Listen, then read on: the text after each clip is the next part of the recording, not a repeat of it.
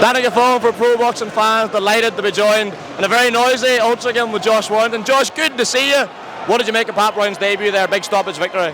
Very good performance there. Linked them together well, put them together really well. Obviously, hurting the kid. The kid looks in discomfort from the second round. Took his time though, because I think with the crowd behind you, it's easy to get overawed. You knew that more than anyone. Exactly, you can, get a little bit too excited and, want to put your foot on the gas, but he took his time, picked his punches, put some nice combinations together and obviously did the business. Josh, got to ask you while I've got you about yourself. Back in the ring in Sheffield, yet to hear word of opponent, but what's the plan moving forward? Obviously, some people speculated on retirement. You said, quickly after the Cacace fight, that wasn't necessarily the case. What's the plan moving forward? Yeah, I kind of jumped into, I wouldn't say jumped into a decision, but I did lay my gloves down thinking that that might be it. And if I was to come, I never made an official statement after, because I wanted to make sure I fought it through. I was back in the gym a few weeks after. There's plenty in there. I think last time mentally I wasn't there. I lost a close fight, but it's world level.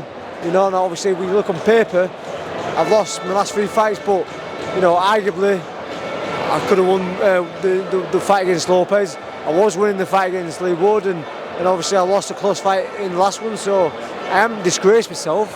So I just want to kind of come back, see where I am upstairs, and then if there's plenty left there, then we'll roll the dice again. And I think there's still some big nights to be had. There are some big nights, and a name I'm hearing mentioned as something potentially down the line is Michael Conlan. Now, I could tell by the laugh what you're going to say. Your fan base has been renowned over the years, Josh. Mick has always been a massive ticket seller back in Belfast. That's a fight from the media point of view, from the outside looking in, that seems to make all the sense in the world. Yeah, I mean, it keeps getting mentioned, and obviously I'm in a position now where I never really used to pick him anyway. I always wanted to fight the best, and I guess when you take an L, your value is not as high. People you fall into a who needs your club. It could be still dangerous, but let's just leave them alone. But I want to be in entertaining fights. I want to be in fights where people get excited to tune into. Obviously, Mick has had some absolute barnstormers over the last few years. His names have been flirted with a few times, so if that were to be made, then it'd be an exciting fight and one that I certainly will get up for. And he's well supported, I'm well supported, so it'd be raucous atmosphere on the night as well.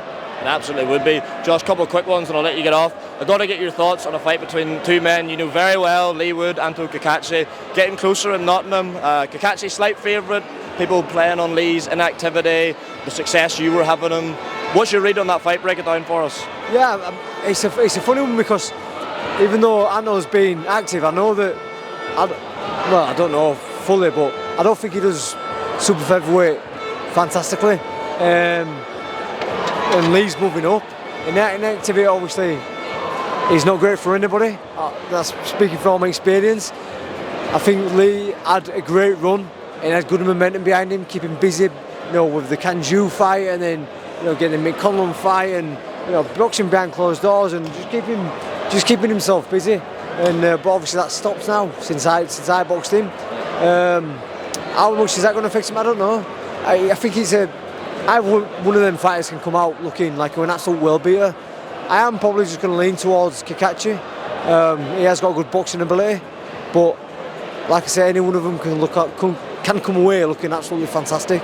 Is there any bitterness on your part that Leigh rematch never materialised? It was talked about for so long. The stumbling seemed to come on Leigh's side, be it to do with the city ground, we're hearing money potentially. I know it's a long time ago now and there's no point really digging up old ground, but is that a bit annoying that rematch never materialised? Well, you say it's a long time, but it's not really for me, because in the meantime I haven't had too many fights in between. I've only had one since.